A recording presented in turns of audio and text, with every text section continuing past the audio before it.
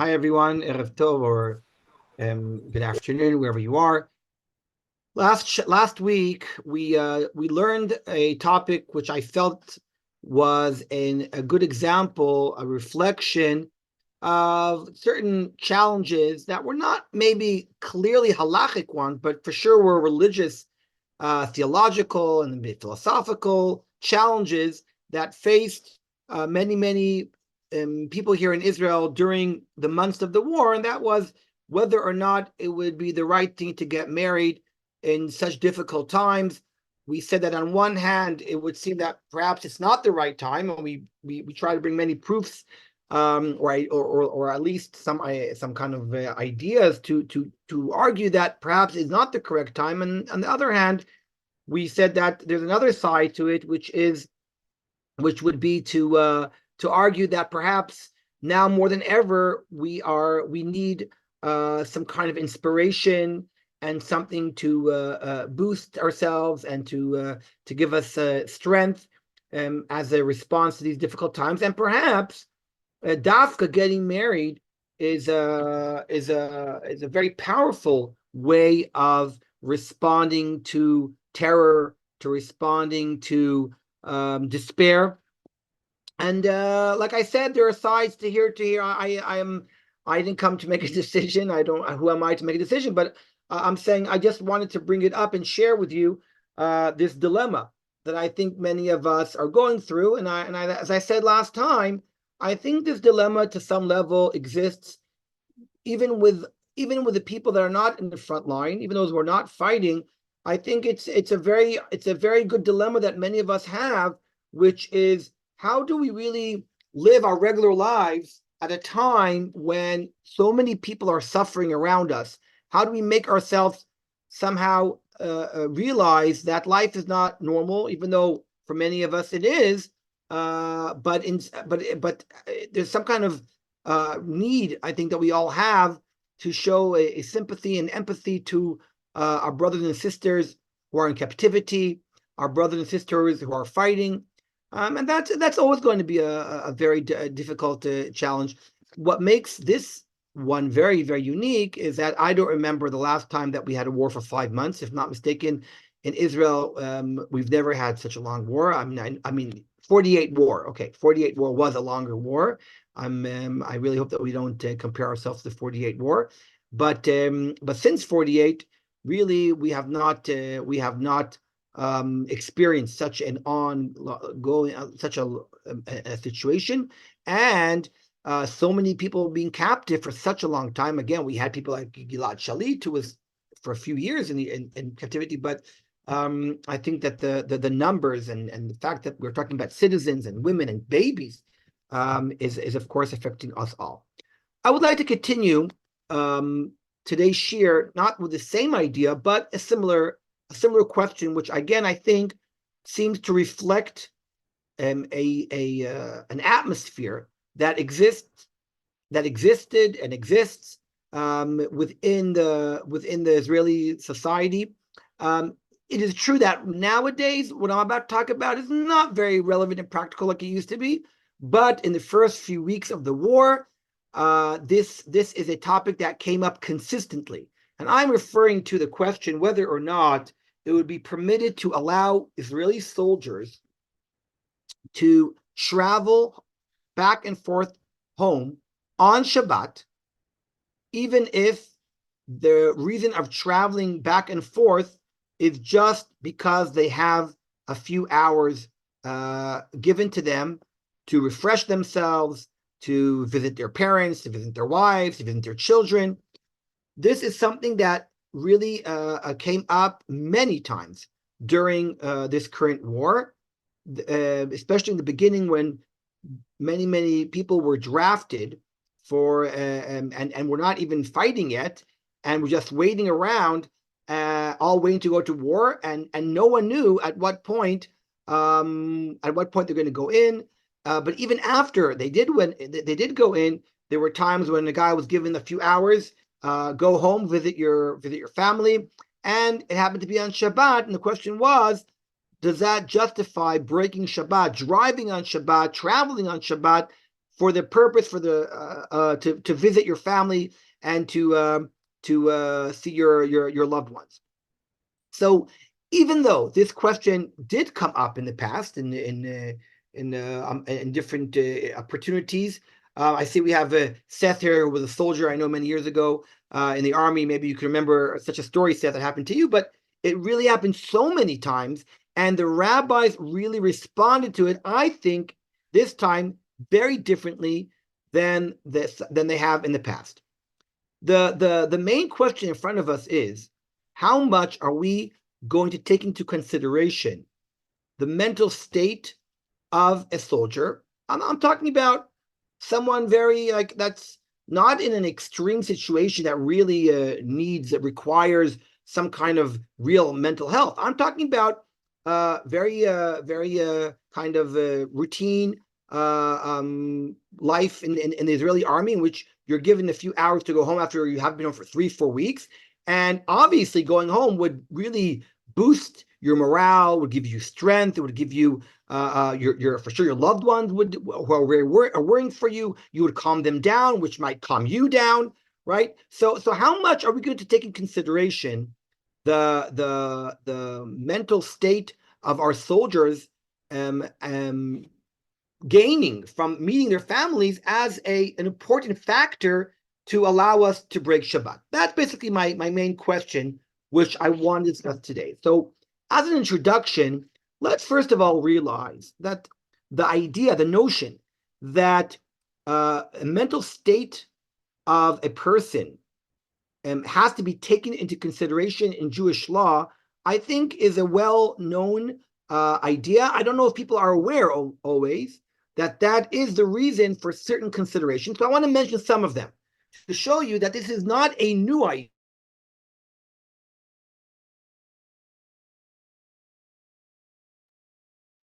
But the notion that this is something important, I think, is not new. And I would like to start with that. My first example will be pikuach nefesh on Shabbat.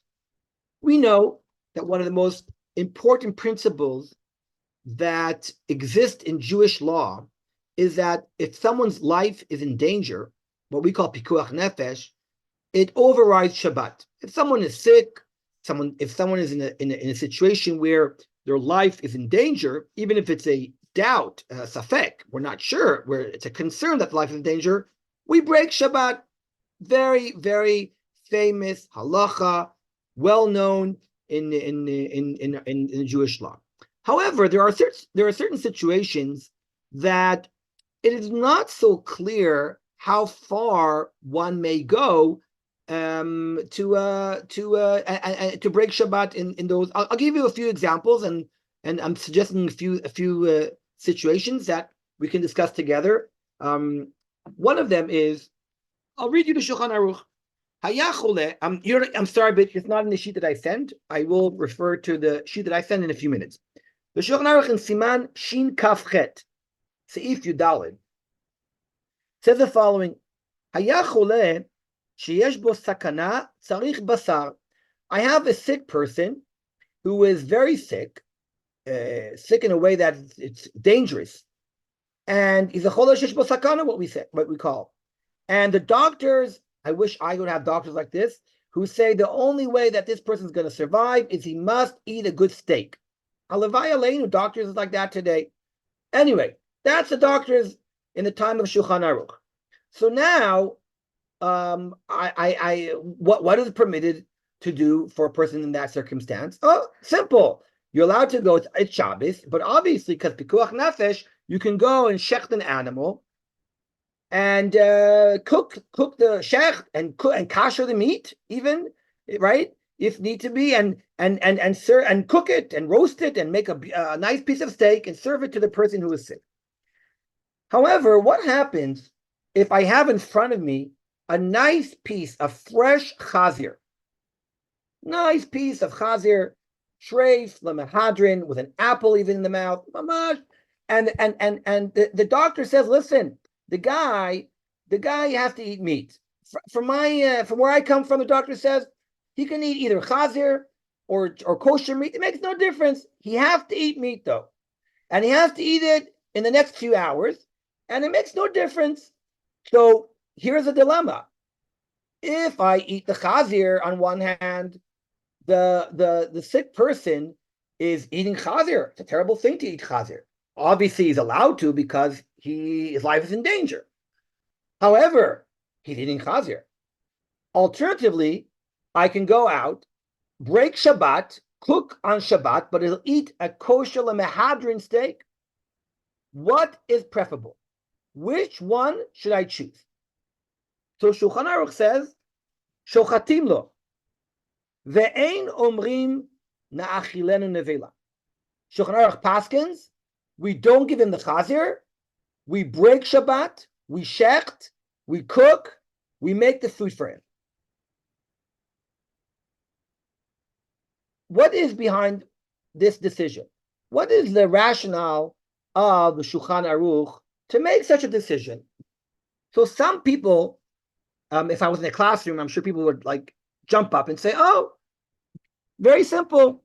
This is probably the famous machloket regarding pikuach nefesh on Shabbat, if it's hutra or d'chuya. And I'll explain. The poskim argue the following. Everyone agrees that pikuach nefesh overrides Shabbat. But the question is, what does that mean, overrides?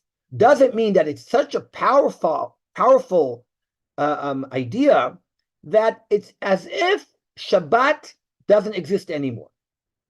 Yes, the pork is already cooked. Yeah, pork is already cooked. Mrs. Shapiro, yes, no problem. So everyone agrees that pikuach nefesh is docha Shabbos. But does that mean, one possibility is, it's such a powerful idea that we view the situation as if it's a secular day, a regular day of the week. It's not Shabbat. Shabbat is gone. The person in front of me's life is in danger. All I have to think about is how to save this person's life. I don't even take into consideration that today is Shabbat. However, the other possibility is the Torah permits you to break Shabbat, but it's still Shabbat. We call that Shabbat d'chuya. Shabbat is postponed, not annulled, not canceled, but postponed. I'll give you the famous difference, nafkamina, between both possibilities. For example, is, let's say I can break Shabbat the same way, with the same consequences.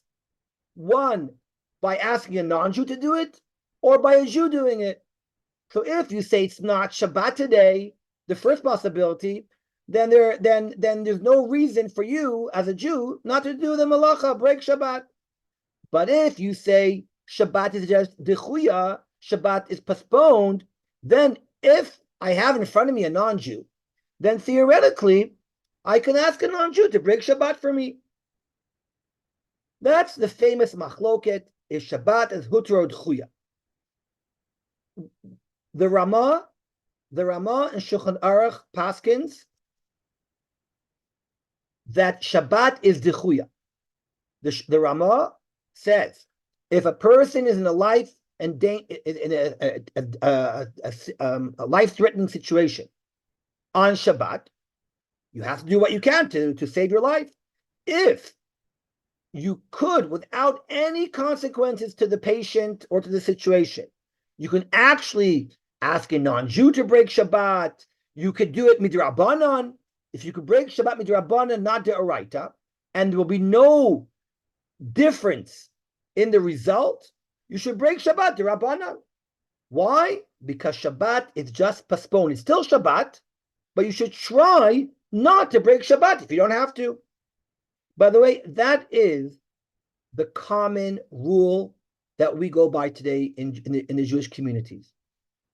I'm thinking very carefully because people have to realize, obviously, Shabbat overrides pikuach nefesh. There's no question.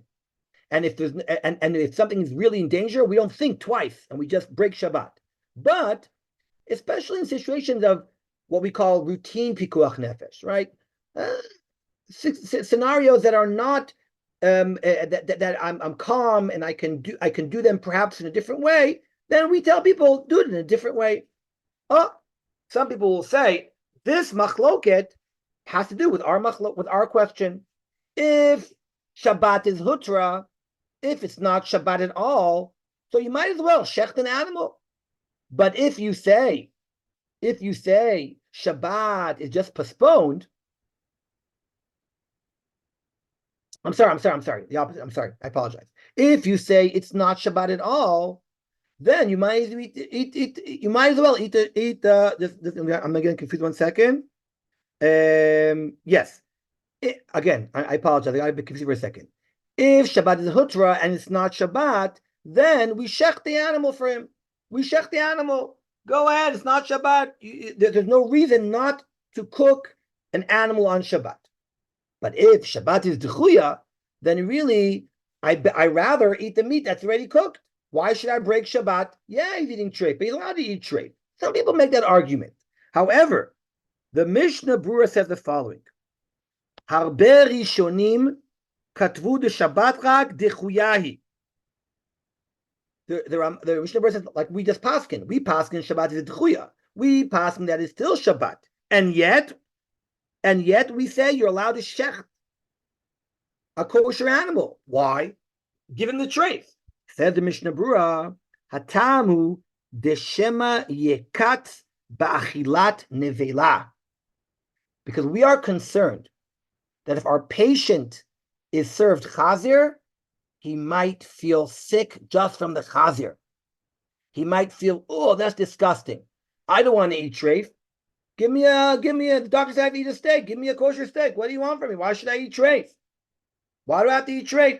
So even though perhaps halachically it would be correct to give him the pork, the Mishnah Brura explains, according to the Ramah, we shech the animal because we're taking in consideration what might go through the person's mind, the way he will respond to this.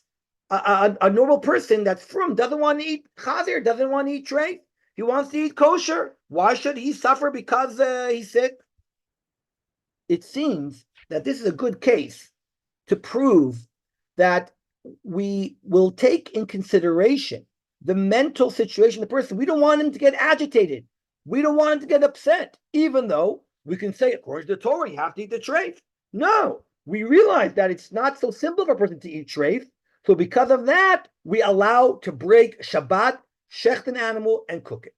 So here is an interesting case that we take in consideration the mental state of a person and how he will respond and react to certain situations. I'll give you another case. I love this example because I think that everyone probably will agree with me to some extent, I hope. Well, if you can't, you're all on mute anyway. Something that changed in the past 100 years, not only in the Jewish community, but also in the non-Jewish community, is whether or not men should be with their wives in delivery room. If I'm not mistaken, I don't know what year, but for many, many years, men weren't allowed to enter the delivery room. And I'm talking about the non-Jewish world. It was, again, I don't know if there's any doctors here, but or people remember when they birthed. It was a no-no. Men weren't allowed in. Then people started saying, "Oh, it's actually quite important for men to be in the room with your wife to give her support." And then it became Amish. If you're not there, oh my God, right? If you don't make it to the delivery room, you're the worst father that imagine. And the idea of supporting your wife is very important. Now, I'm not going to go right now into halachic discussion because there is a famous halachic discussion whether or not a man would be permitted to be in the delivery room. That's not my topic right now. I'm not going into it. But I will tell you that many Rabbanim today agree that men should be there because it's important to be there and support your wife to the extent that we allow men to accompany their wives on Shabbat. We allow men to drive on Shabbat. Now, I'll say this very open. My wife may be actually listening to me right now, which is fine. But I can tell about my wife and myself. Very, very simple. I was at Baruch Hashem all our deliveries, but I'm telling you now, if I wouldn't have been there, my wife would have delivered the same exact baby with the same way with me there or with me not there. It depends upon the couple, right? Every couple is different, and I drove on Shabbat. I drove on Shabbat with my wife because the idea that we're all accepting is that it's so important to support your wife that we don't even consider. Wait a second. Does this husband really have to go? Does this husband really have to go and support his? We don't do that. We just say go with your wife, support her. So again, this is a great example where in today's society we don't even question this because we are so used to this idea that supporting your wife, giving her a strength, right? You're not a doctor, you're not a nurse. Why is the husband there? Moral support, empathy, to rub her hand, to say it'll be okay. Is that really pikuach nefesh? I don't think so. I'm sorry to say, I don't think that's a pikuach nefesh. And yet, because we realize how important it is for the wife in her situation of giving birth, we support this idea. So here's another example where we take that into consideration. One of the more extreme cases in the history of the state of Israel, that this, I think, was the main issue on the table. If I'm not mistaken, I gave this share once over to this group. Is of course a dilemma regarding breaking Shabbat to bring bodies into burial. This was the big dilemma during the Yom Kippur War, whether or not it is allowed to break Shabbat by gathering Israeli soldiers that were lying dead in the field and bringing them to an area to collect the bodies and put them in a respectful area before burial.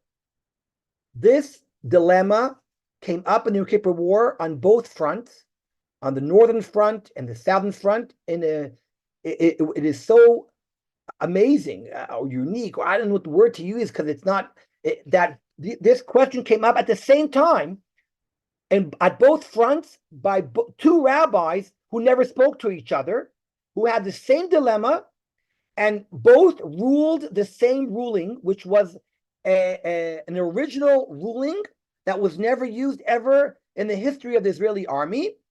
They both, without having a WhatsApp in the 70s, right, and without having a computer, without having a phone, they both decided that due to the dire circumstances of so many bodies piling up in the battlefield, that they felt that this was hurting the morale of the Israeli soldier who was fighting in the Kippur War. It was leading them to despair, that they felt it was important enough to break Shabbat, to break Yom Tov, even though that's against army regulations. By the way, in the Tanakh, we find already that in one of the wars, there was a situation where someone was killed, and just the fact that his body was lying there created such a feeling of despair by the people. I'm just looking for the pasuk. 1 second. 1 second. It's in Shmuel Bet, Perek Bet. It says like this. Just 1 second. In pasuk of Gimel, it says Vayakeu Avner. Avner kills Asael. Vayipol sham vayamot.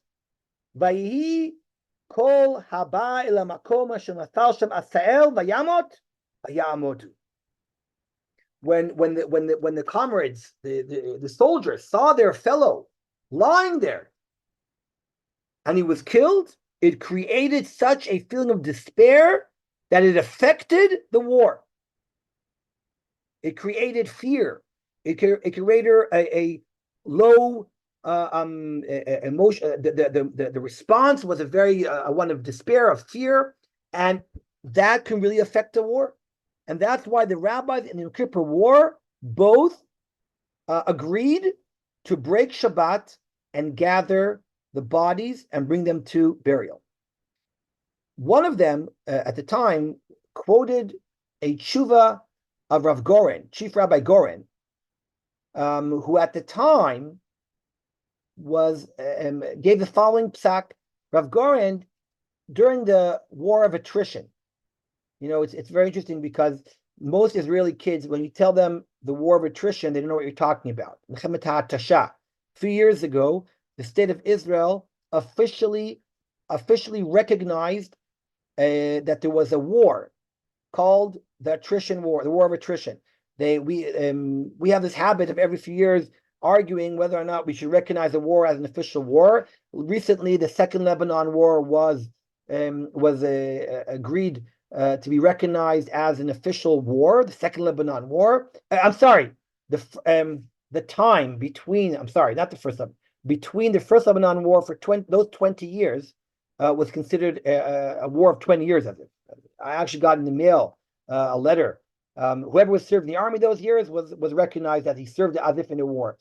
Not recently, but a few years ago, they agreed that the war of attrition, i.e., the war between the 6-Day War and the Yom Kippur War, those years there was a silent war going on the borders of Israel. Many Israeli soldiers were killed, but life was going on as usual. But there was a lot of battles and going on between Syria and Israel, between Egypt and Israel.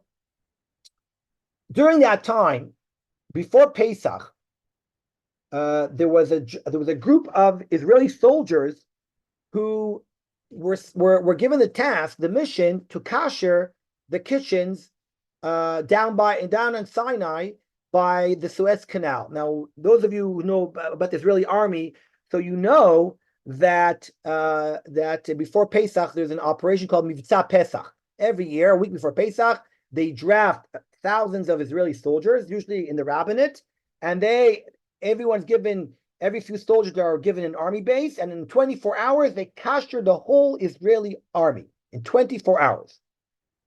So these guys were given the mission to fly down to the Suez Canal and kasher the kitchen. They came to Rav Goren, they said, Rav Goren, are you nuts? There's a war going out there. We are going to kasher a kitchen under fire? It's dangerous. We might get killed. So Rav Goren said, yeah. So they said, Rav Goren, we did our homework. We found out that army base that you want to send us to, all the soldiers said they're not interested in eating kosher. They happen to be a group of what we would call secular. They don't care about Pesach. They don't care about chametz. So we're going to go to a war zone, danger our lives for people who are going to eat chametz anyway. Bemet, Rav Goren. What do you think Rav Goren told them? He told them, you got to go. You got to go to kasher kitchen. I don't care. They said, why? He said, because I want every Israeli soldier to know that we will be there for them wherever they are. They're fighting. We will kasher their kitchens. We will support them. We will not forget them. They will get the support and all what they need, even if they don't want it. There's no such thing, Rav Goren said, even to endanger the life of soldiers in this situation. This was one of the rulings that was used at the time to justify gathering bodies, because the idea was that moral support is so important. Now, I'll tell you, I don't remember where I said this story so many times. I don't remember if I said it in this sheer group or not, but in the beginning of the war, I was on Shmirah here in Alon Shvut on a Friday night, late at night, and I see that in drives my next door neighbor down the road, not my next door neighbor, my neighbor down the road. She drives in with her police car. She works for the police, and she drives in at 12 o'clock at night. So I thought, she's my neighbor. So I made like a bit of a crack at her. I said, oh wow, this is what time you finish work on Shabbos, right? It's it's okay. She's my neighbor. She knows my sense of humor. She is head of forensics in the Israeli police, and she said to me that they're working shifts of 24/7 to identify the bodies from October the 7th. They had piles and piles of bodies, and they had to go through and identify them. First of all, she said they had to separate the terrorists from the victims. They used for that DNA, by the way, which is fascinating. They used DNA to separate them. But anyway, nevertheless, she said they're working 24/7. So I asked her, I said to her, I'm not asking because I'm criticizing. I'm asking because I really want to know. I said, were the rabbanim of the police involved in this decision? For that, did they give you a psak that you should work on Shabbos, or just assume that you do this? She said no. She said the rabbi of the police ruled that we have to continue working 24/7.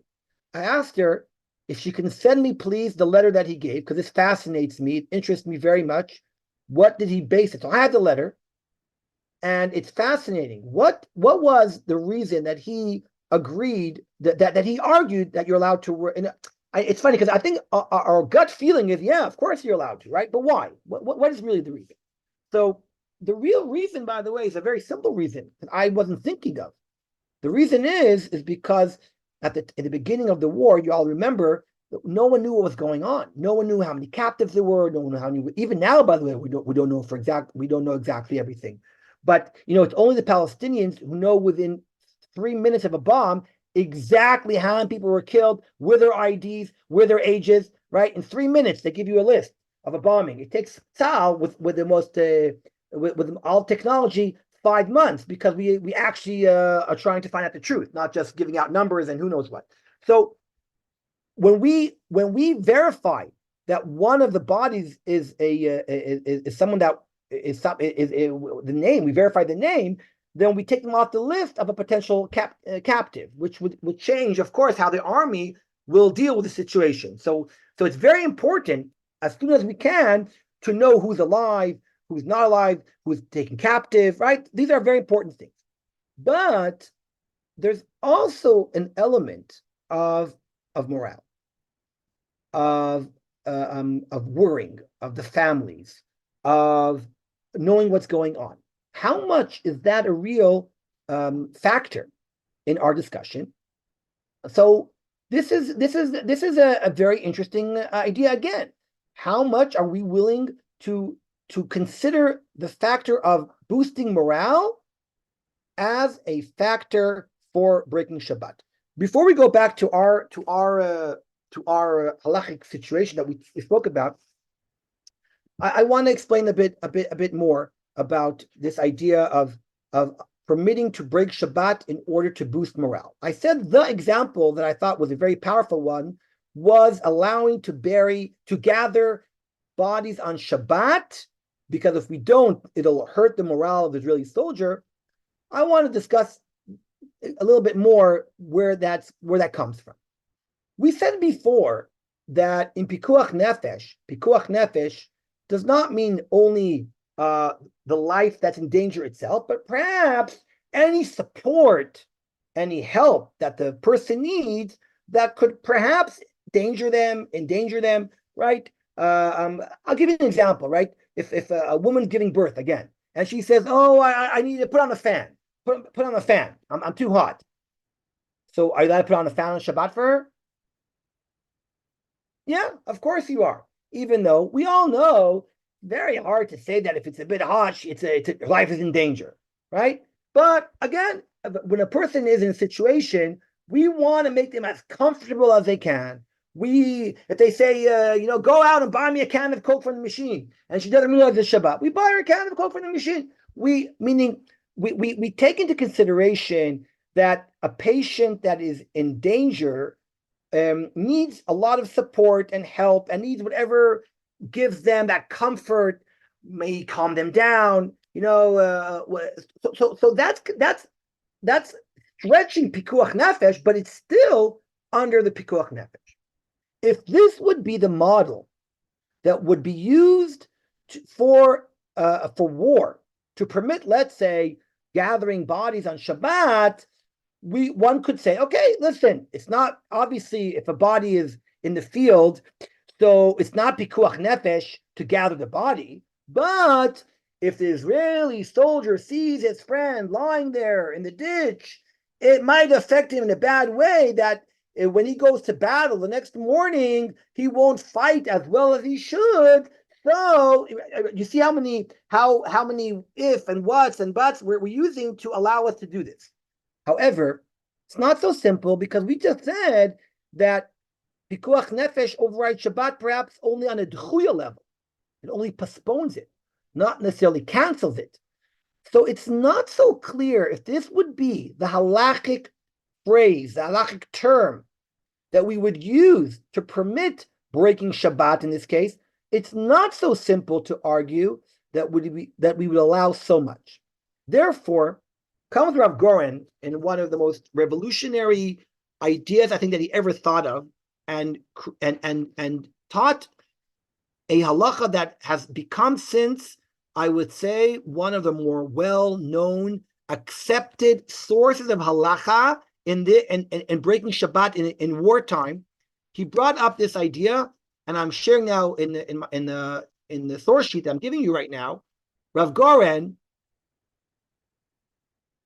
made this source very famous. The Torah teaches us in its source number 2. The Torah says the following: when you besiege a city, you are supposed to build a siege around the city because you have to prevent the enemy from running away. The Torah teaches us that you should not destroy all the trees. And the Torah teaches us you should fight this city ad rideta. You see those words, ad rideta? In the translation that I have in front of you, it says, until its submission. The question really is, what is the Torah adding by the words ad ridita? What are we adding here that we're teaching us? You shall fight the enemy till the end. Of course, I mean, what would be the alternative? So the Yerushalmi, the Talmud Yerushalmi teaches us that ad ridita means, I'm highlighting it here in the source number 3, afilu b'Shabbat. This is referring, by the way, to the war, the first war that we had in Eretz Yisrael, the days of Yehoshua, was surrounding the city of Jericho for a whole week. They went around the city every time they did akafas, right? And the 7th day, they did 7 akafas, like in Simchas Torah, and the city, the walls fell down. According to many commentaries and Gemara, the Gemara it also here teaches us that happened on Shabbat. And this serves us as a very important halachic factor, a source, that one is allowed to fight on Shabbat. Now you could say, what's a chiddush? Of course, pikuach nefesh, right? Pikuach nefesh. So first of all, it's not so simple that the war in Jericho was pikuach nefesh. They could have done it on Sunday, right? For 7 days, you're surrounding the city. No one's leaving the city. You can choose what day to destroy the city. Does it have to be on Shabbat? Oh, perhaps the Torah is teaching us that even if it's not necessarily, you could do it on Shabbat. And that's what the Gemara seems to say. Ad rideta, until its submission, afilu b'Shabbat. Afilu b'Shabbat. Says Rav Goren, why do I need this Gemara to teach me that you're allowed to fight on Shabbat if pikuach nefesh surely is a good enough source to be used to break Shabbat in a war situation? Says Rav Goren, you see from here that there's a special source in the Torah that teaches us that on Shabbat you're allowed to go to war. What's the difference? Oh, says Rav Goren, if I would use pikuach nefesh as my main source, it's not so simple as we just proved before how far we can expand the pikuach nefesh idea. What is permitted under the pikuach nefesh heter? Could I, I'll give you just cases that I have, let's say it's Friday night and I have people on Shmirah. They're guarding the base and it's a cold night. Can I go around on the Jeep on Shabbat giving them hot tea? Can you drive on Shabbat to serve hot drinks for Israeli soldiers who are doing Shmirah? I'm telling you now, they'll be fine if they drink. They'll drink whatever they have in their canteens.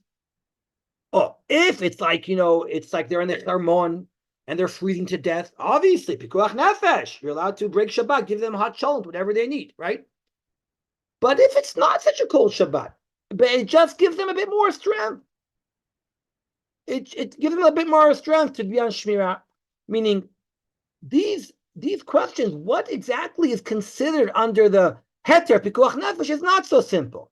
But says Rav Goren, if I use the heter of adridita, I think we can expand more situations that could be included in the heter of what we can do in wartime. There's no doubt that the heter to bring bodies to gather bodies on Shabbat it can be understood much more. Can be taken and can be used. The heter can be used much more once we apply this idea of adridita. Once we apply this idea that in war, Shabbat is pushed aside. It's like the parallel to Hutra. The parallel to Hutra would be adridita.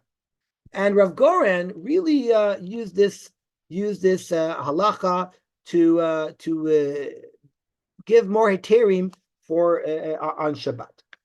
Now, after we said all that, let's go back to our situation. Is it really allowed to, a soldier is given now a few hours to go home to see his family? So there were some rabbis who said, listen, not seeing your family for such a long time is creating real, a feeling of weakness, even of people. They miss their kids, they miss their wives, they miss their parents, and we know that by seeing them, it'll give them a lot of, it'll boost their morale, they'll fight better. So some rabbis use that, based upon what we learned today, to say that if Chayal is given a few hours to leave the base, then even if it's on Shabbat, he can go back and forth to the base. Now, the truth is that there's a lot to discuss here, which I'm not going to. I'll just mention it. There's a very famous question. There's halachic sugya about this. If a person is called on Shabbat to go save a life, it could be a policeman, it could be a fireman, it could be a soldier, it could be a doctor, it could be a nurse. So the Gemara says that they are allowed to go back on Shabbat. Again, I'm not going into the whole sugya right now. Because, why? Because we're concerned that if we don't permit them to go back to where they came from on Shabbat, next time they're called, they won't leave the house. They'll say, what, are we punished? We're going to leave the house to save a life and then be stuck for 12 hours in the middle of nowhere.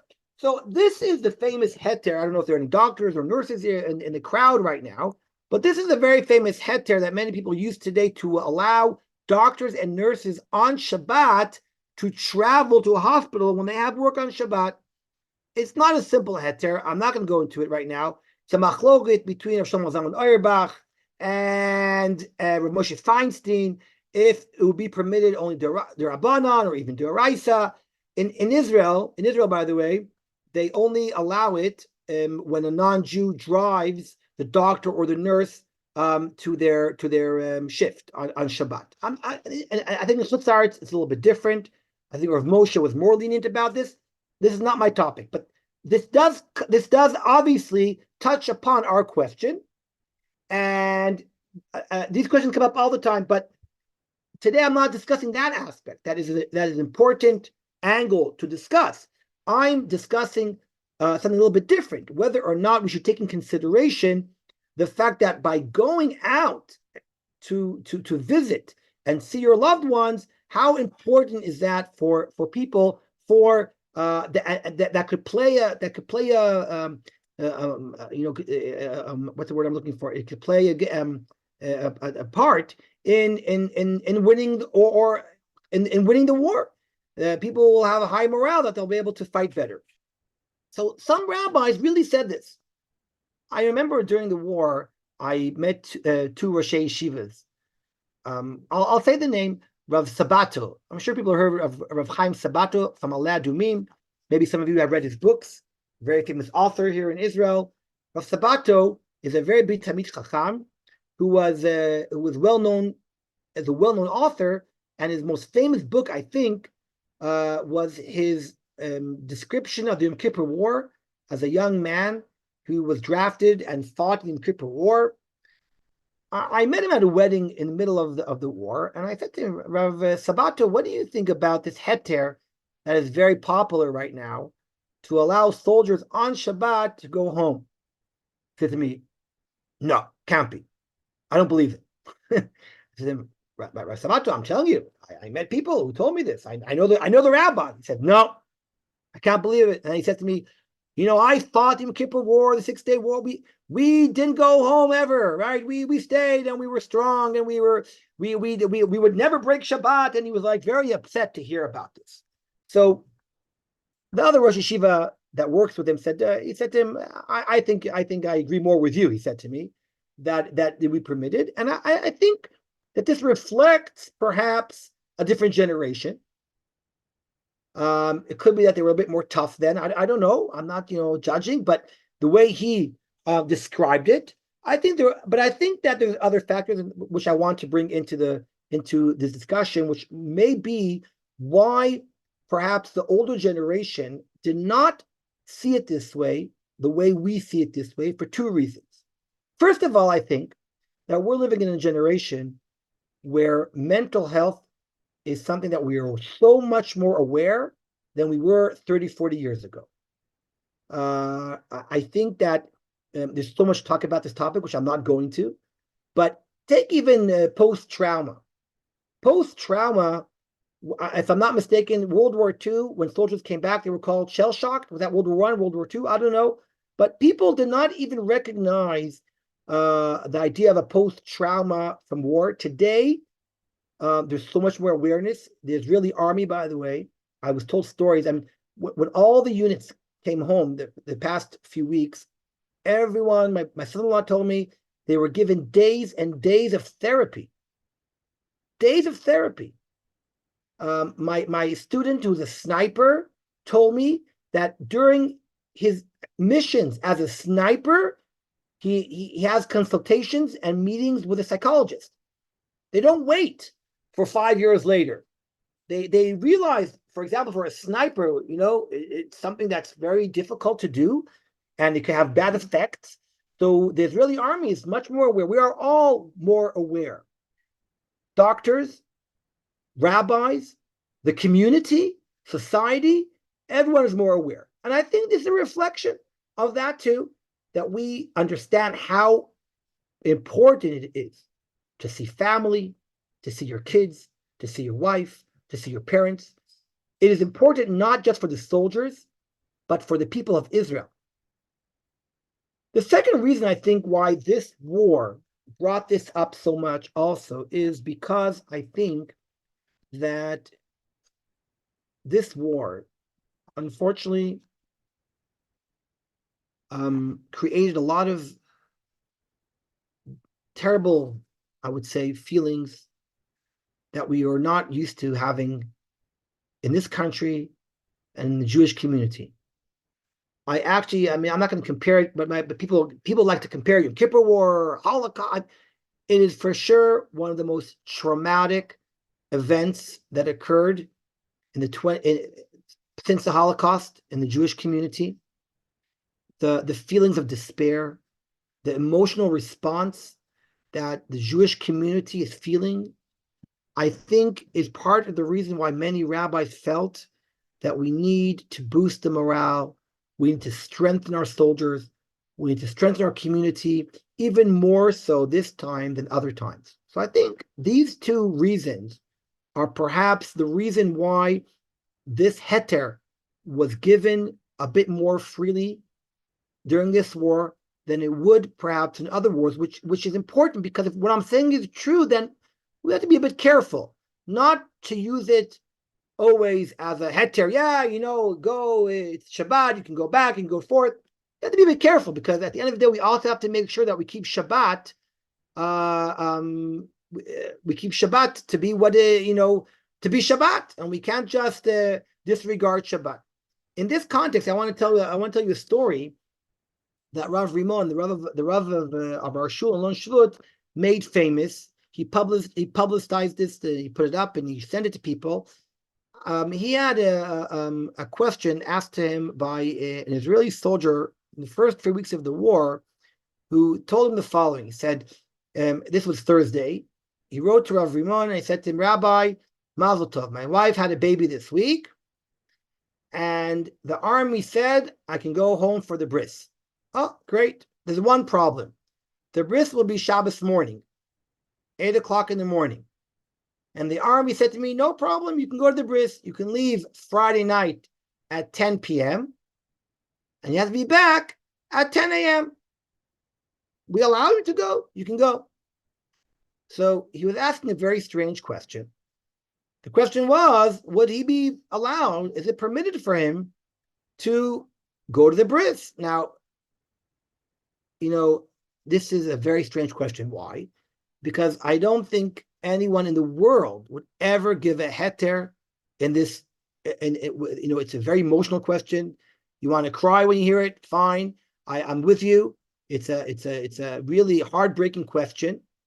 But okay, Shabbat is Shabbat. I remember when in 2002, when I was in the army in Shrem, so my wife was her 9th month pregnant, and I was so worried that she would deliver a baby and I would miss the bris of my son.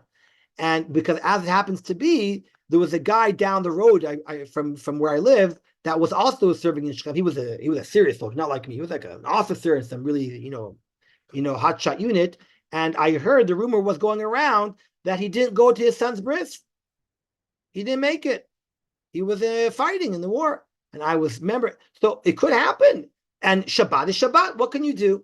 So Rav Rimon apparently discussed it with him and said to him, of course, halachically, for a bris, there's no heter to break Shabbat.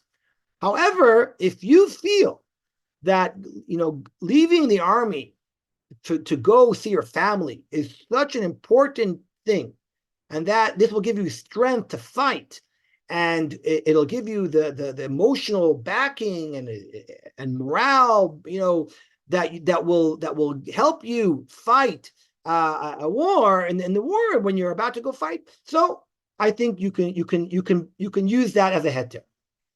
And what was fascinating is that he received a letter the next day on the Friday before Shabbos. The guy wrote to him, Rabbi, thank you very much, but I decided that there's no real heter for me to drive on Shabbat back and forth for my son's bris. He said, Baruch Hashem, I'm strong enough. I don't feel this is going to change my ability to fight.